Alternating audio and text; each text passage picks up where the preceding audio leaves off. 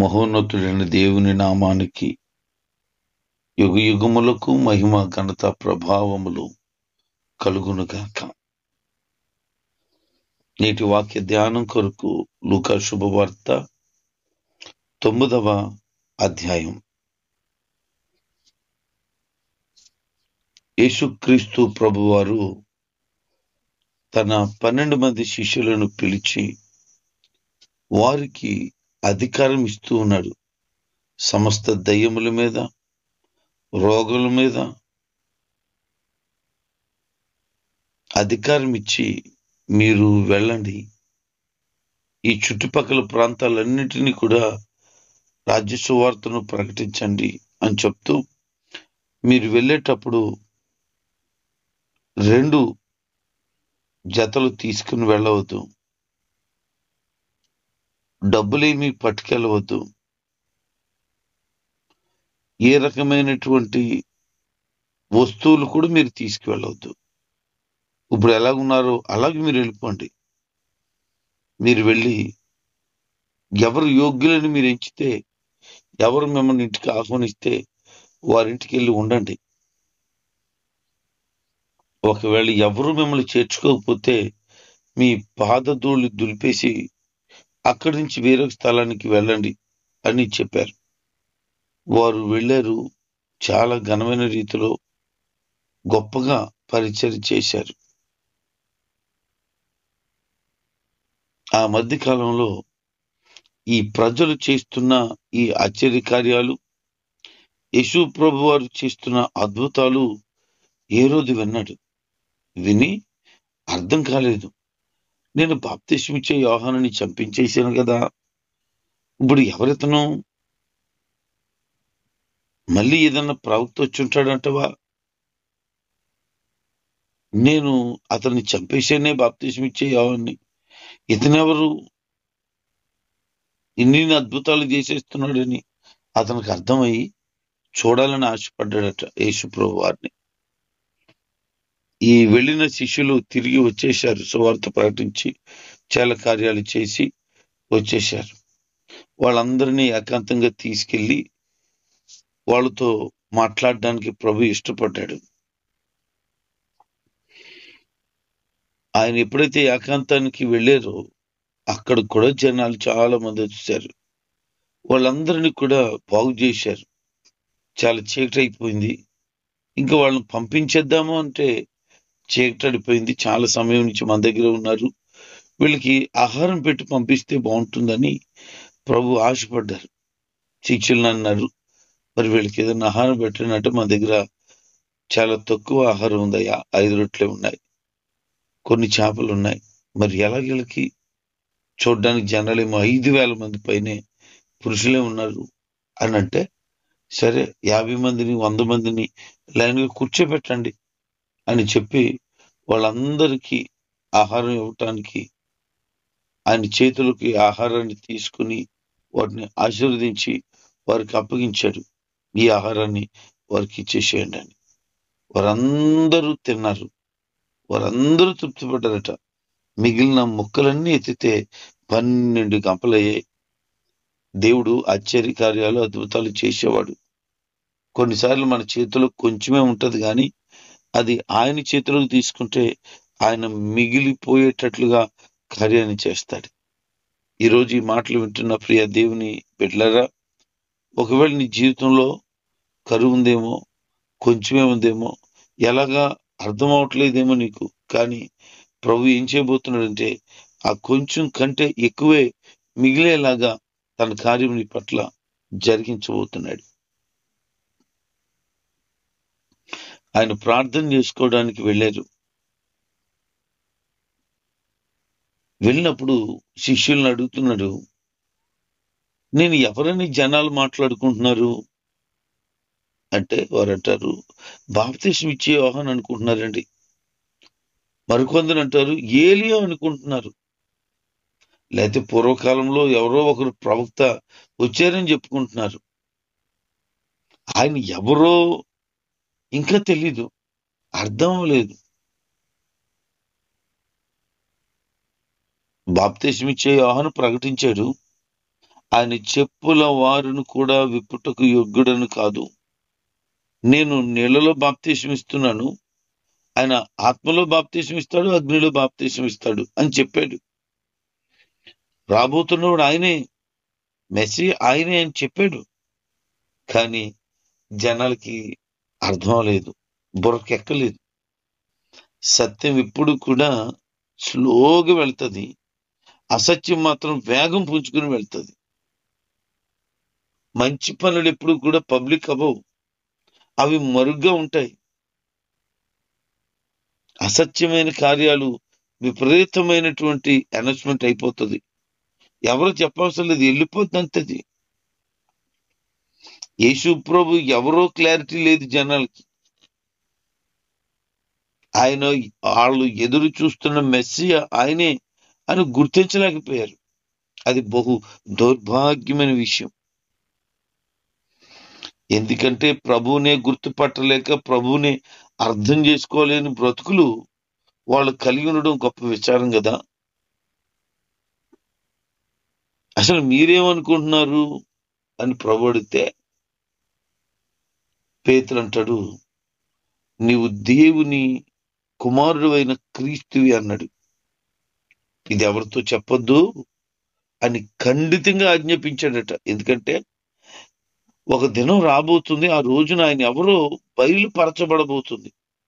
దానికి ముందుగానే ఆయన ఎవరో ప్రజలకు ఆయన కనపరుచుకోవడం ఇష్టపడలేదు. ప్రజలు గమనించాలి కానీ ఆయన చెప్పుకోవడం ఆయనకి ఇష్టం లేదు. ఆయన అంటారు, ఎవరైనా నన్ను వెంబడించాలి అని అంటే అన్ని విడిచిపెట్టాలి, ప్రతిరోజు నా సిలువను ఎత్తుకుని నన్ను వెంబడించాలి.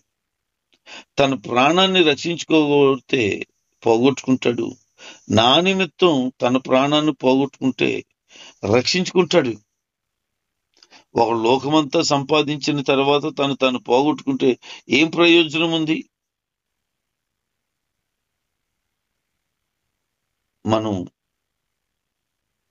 క్రీస్తుని వెంబడించే వారుగా, అవసరమైతే ప్రభు కోసం ప్రాణం పెట్టేవాళ్ళుగా ఉండాలి.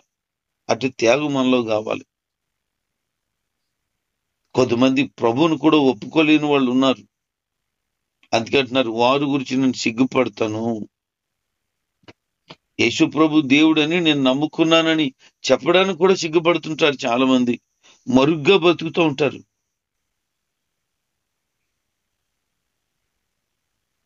క్రికెట్ లో జమీమా అనే సహోదరి తను విజయం సాధించిన తర్వాత యేసు ప్రభువే నాకు విజయం ఇచ్చాడని థ్యాంక్ యూ జీసస్ అని చెప్పినాడు. ఒక 4 నిమిషాలు ఆమె ఇంటర్వ్యూలో సువార్త ప్రకటించింది. యేసు ప్రభు వారు నాకు ఇలాంటి గొప్ప మేలు చేశారు. ఏమి అద్భుతం చూడండి, ఎంత గొప్ప మాట చూడండి. ఆయనను ఒప్పుకొద్ది పబ్లిక్ గా. వాస్తవానికి ఇంతకు ముందు ఎన్నడూ ఇలాంటి సంభవం జరగలేదు. ఒకవేళ ఎవరైనా జరిగితే, ఎవరైనా అనుంటే వారు ఈ లోక సంబంధమైన వాటి పేర్లు ఎత్తుంటారు. అప్పుడు ఎవరికి అబ్జెక్షన్ కూడా రాలేదు. కానీ నిజమైన దేవుని నమ్ముకున్న ఆమె నా విజయము నా ప్రభు ఇచ్చింది అని చెప్పారు. నిజంగా ఆమెను అభినందించకుండా ఉండలేం మనం. మన దేశానికి గర్వకారణమైనటువంటి వ్యక్తి. అంతకంటే ప్రాముఖ్యంగా యేసు ప్రభువుని మరొకసారి మన దేశంలో నేను నమ్ముకున్నానని ధైర్యంగా చెప్పగలిగిన దమ్మున్న, ఆధ్యాత్మికంగా పరిపక్వత కలిగిన బిడ్డ. ఈరోజు కూడా చాలా మంది ప్రభుని ఒప్పుకోలేని మహానుభావులే ఉన్నారు. ఈ భూమి మీద ఆయన ఒప్పుకోవడం ధన్యత. యేసుక్రీస్తు ప్రభు వారు తన శిష్యుల ముగ్గురిని, పేతురుని, యోహాన్ని, యాకోబుని వెంట పెట్టుకుని ఒక ప్రార్థనా స్థలానికి వెళ్ళాడు. ఆ కొండెక్కాడు. ప్రార్థిస్తుండగానట ఆయన రూపం మారిపోయింది. రూపాంతర అనుభవంలోనికి వెళ్ళిపోయాడు ఆయన. ఆయన వస్త్రాలు తెల్లగా తగమని మెరుస్తున్నాయి. ఇద్దరు ఆయనతో మాట్లాడడానికి వచ్చారు. వారు ఎవరంటే మోషే, ఏలియాలు. అక్కడ వారు మహిమ చేత నింపబడ్డారు. యెరూషలేములో జరగబోతున్న శిలువ మరణం, శిలువ శిక్ష కొరకు యేసు ప్రభుని బలపరచడానికి, సిద్ధపరచడానికి వచ్చారు. ఆయన మరణం కొరకు నువ్వు సిద్ధపడాలి అని. యేసు ప్రభు వారిని ఎందుకు సిద్ధపరచాలి? అసలు ఏలియా ఎందుకు వచ్చాడు, మోషే ఎందుకు వచ్చారు అని అంటే, మరణం చూడని వ్యక్తి ఏలియా, మరణించిన అతని దేహమే కనపడకుండా దేవుడు దాచేసిన వ్యక్తి మోషే. మోషే ధర్మశాస్త్రాన్ని ప్రజలకు ఇవ్వటానికి ఒక సాధనంగా వాడబడ్డాడు. అదే ధర్మశాస్త్రాన్ని నెరవేర్చడానికి యేసుక్రీస్తు ప్రభు వారు వచ్చాడు. అందుకే నీ ధర్మశాస్త్రంలో ఉన్నదంతా నెరవేర్చబడాలి అని, అందుకే నువ్వు పంపించబడ్డావని యేసుక్రీస్తుని బలపరచడానికి మోషేని దేవుడు పంపించాడు. అటు విధంగానే ఏలియాని ఎందుకు పంపించాడనంటే, రోషం కలిగిన సేవకుడిగా ఏలియా ఉన్నాడు. అదే రోషం కలిగిన సేవకుడిగా యేసుక్రీస్తు ప్రభువారి లోకంలో బోధ చేశాడు. అంత మాత్రమే కాదు, ఆయన మరణము చూడక పరలోకానికి వెళ్ళాడు. యేసుక్రీస్తు ప్రభువారు కూడా లేపబడతారు అని ఆయనకు గుర్తు చేయటానికి, ప్రభు అని దేవుడు ఆయన మరణం నుంచి లేపుతాడు మృత్యుంజయుడిగా అని చెప్పడానికి ఏలియాను పంపించారు దేవుడు. వారిరువురు వచ్చి బలపరిచారు. పేతురు చూస్తున్నాడు, అమ్మ బాబు, ఈ స్థలంలో ఉండిపోతే మంచిది, యేసు ప్రభు వారి రూపం మారిపోయింది, మోషే ఏలియాలు కూడా కనపడుతున్నారు అని చెప్పి, అయ్యా నీకోటి, మోషేకోటి, ఏలియాకోటి, పర్ణశాలలు కట్టేస్తాను, నేను కట్టేద్దాం, ఇక్కడ ఉండిపోదాం అని చెప్తున్నాడు. అతను ఏం చెప్పాడో అతనికి తెలియకుండానే మాట్లాడాడట. ఒక శబ్దం వినబడుతుంది మేఘంలో నుంచి, ఈయన నా ప్రియ కుమారుడు, నేను ఏర్పరచుకున్న నీ ఆయన మాట మీరు వినండి అని.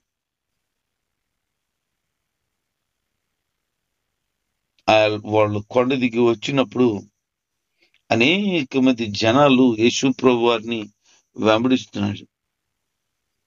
అందులో ఒకడు, అయ్యా నా కుమారుడికి దెయ్యం పట్టింది, దయచేసి నా కుమారుని బాగు చేయండి.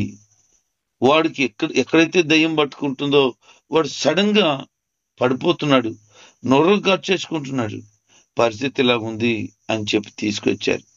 యేసు ప్రభు దగ్గర తీసుకురాగానే వాడు అదే పని చేస్తున్నాడు. వాడికి పట్టిన దయ్యాన్ని గద్దిస్తుగా విలవలాడించి ఆ అపవిత్రాత్మ వదిలిపోయి వెళ్ళిపోయింది. వారందరికీ ఆశ్చర్యం కలిగింది. యేసు ప్రభు వారి ద్వారా జరిగిన కార్యాన్ని చూసి ఆశ్చర్యపోయారు ప్రజలు. మన జీవితంలో దేవుడు బలమైన కార్యాలు జరిగించటానికి ఇష్టపడుతున్నాడు. మనం అనేక పర్యాయాలు ఎలాగుంటామనంటే, మనము దేవుని దగ్గరికి రాకుండా, దేవునికి అప్పగించుకోకుండా బ్రతికేస్తాం. కానీ మనం గనక దేవునికి అప్పగించుకోగలిగితే మన జీవితాల్లో బలమైన కార్యాలు దేవుడు జరిగిస్తాడు. ఇతను తండ్రి, ఆ పిల్లవాని తండ్రి యేసు ప్రభు దగ్గరికి వచ్చాడు గనక అతనికి క్షేమము కలిగింది.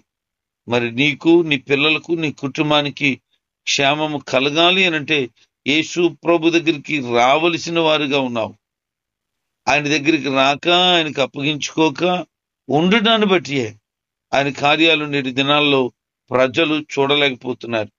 ఈరోజు నీ జీవితంలో ఘనమైన కార్యాలు జరగాలి అనంటే, క్షేమము కలగాలంటే, విడుదల కలగాలనంటే ఖచ్చితంగా ఆయనను వెంబడించే వ్యక్తిగా నువ్వు ఉండాలి. ఈ లోకాన్ని కాదు, యేసు ప్రభువుని ఆశ్రయించే వ్యక్తి ఉండాలి. నీకు సహాయం ఆయన తప్పకుండా దయచేస్తాడు. యేసు ప్రభు వారు ఇలాంటి కార్యాలు చేస్తూ, నా మాటలు మీ చెవుల్లో ఉండనియండి, మీ హృదయంలో భద్రపరచుకునండి అంటూ శిష్యులతో అంటున్నారు, నేను శత్రువుల చేతికి అప్పగించబోతున్నాను, నన్ను నేను అప్పగించుకుంటున్నాను అని చెప్తూ వారికి కొన్ని విషయాలు తెలియచేశారు.